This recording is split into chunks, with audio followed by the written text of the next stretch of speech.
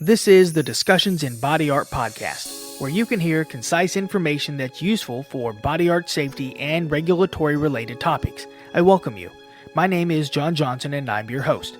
Please see Session 0 for disclaimers. In this session, I'm going to share information that may help you better understand piercing needles. I thought this would be a good idea because health inspectors I talk to never seem to understand even the basics of a piercing needle and appear interested once they learn more. Let me be upfront. I don't have any experience tattooing, so I'm not qualified to discuss those needles right now. I also don't have any plans to create a session for tattoo needles. That includes cosmetic tattooing and permanent makeup. If another needles session shows up, and it's for those needles, it means I did some research and I felt I had something of value to offer, but I can't predict if or when that may happen. Piercers perform their procedures using many different techniques and instruments, and there can be a lot of variation between piercers, even in the same studio. But needles are always necessary for a piercing, so they're the one thing all professional piercing procedures require. It's important to say that not all services clients need are new piercings, so a needle is only necessary for a brand new piercing. We call that an initial piercing in industry jargon.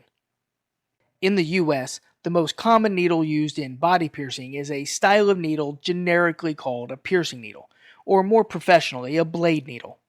It's an innovation of the hypodermic needles used in healthcare. The length of the blade portion of a hypodermic needle is too short to be practical for passing all the way through the body part being pierced, at least swiftly, smoothly, and comfortably. The blade of a piercing needle is much longer, which allows it to smoothly travel the distance from one surface of the body to the other, like the front surface of the earlobe to the back.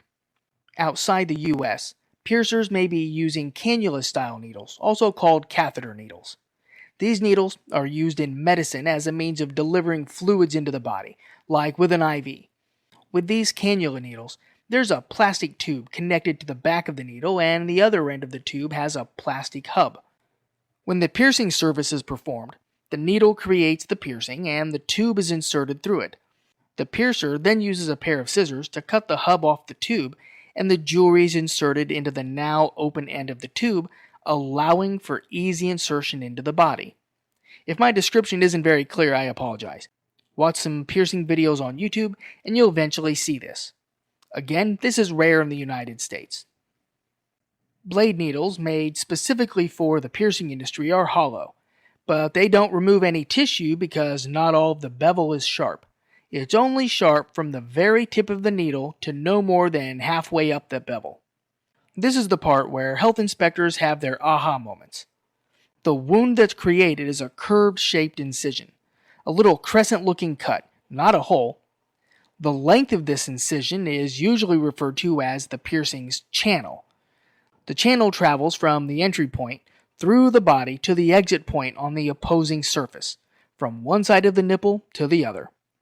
The width of the incision is equal to the needle's gauge, which is its thickness. The remaining portion of the needle's bevel, that's not sharp, called the elevator, stretches the new incision into a round shape which accommodates the jewelry. An image search online of body piercing needles will allow you to easily see these features. Or if you're a subscriber on Patreon, you can see an image in the text version of this session. Here in the US, needles and body jewelry are usually sized using the wire gauge system with mostly even numbers. 18 gauge, 16 gauge, 14 gauge. Piercing needles can be as thin as 20 gauge and as thick as 4. However, piercing needles can be purchased in odd numbers, which are sometimes used to oversize or undersize a piercing under special circumstances, where the piercer wants to create a piercing channel that allows the jewelry to fit a little loose or a little snug in the first days of healing. Piercing needles and jewelry manufactured outside the US may be sold in millimeter sizes rather than the American wire gauge system. Piercing needles can be purchased pre-sterilized or non-sterile. They're available in a range of lengths, with 2 inches being the most common. They're usually shipped straight, but they can be shipped curved. Piercers may sometimes bend their straight needles manually or make other modifications to the blade. When I say curved needle, I mean the body of the needle, or the handle, where we hold it, not the tip or the blade. A curved needle allows a piercer to achieve certain depths or angles that may be more difficult to achieve with a straight needle. It's important to know that the only portion of the needle that creates the piercing channel is the blade. This means that a piercing needle only creates a straight channel. A curved needle won't create a curved path through the body. Needles can also be made with either a Teflon or silicone coating that allows the needle to pass through the body more smoothly. I've owned and used these coated needles before. It's my opinion that the most valuable quality of a piercing needle is the length and sharpness of its blade. Coated needles, to me, may add some workplace risk because the piercer is holding the needle with their hand and the needle has been manufactured specifically to have less texture, almost being slick. Outside of these needles, piercers usually just add a water-based lubrication to the tip, but coated needles minimize or eliminate the need for that. Normally, the body of a piercing needle has a slight texture in the area where it's held, which provides better grip, which I prefer. Lastly, O needles are a type of needle manufactured for body piercing that features a completely round blade rather than the pointed bevel we just discussed. This style of piercing needle is an innovation of a medical device, the biopsy punch, often called a dermal punch, which is used in healthcare. When the piercer applies pressure and rotates this round blade piercing needle into the body, a hole is created rather than an incision, and this type of needle does remove a small amount of tissue.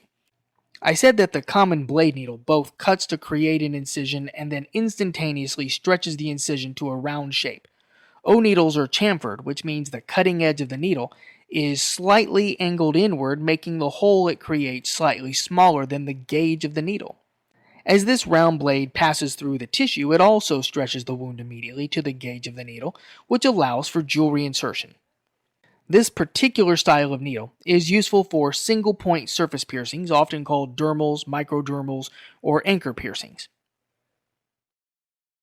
Thanks for listening to the Discussions in Body Art podcast. I hope you found it useful.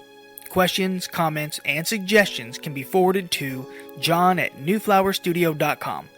If you enjoy my content, you can help me out by suggesting this podcast to your colleagues.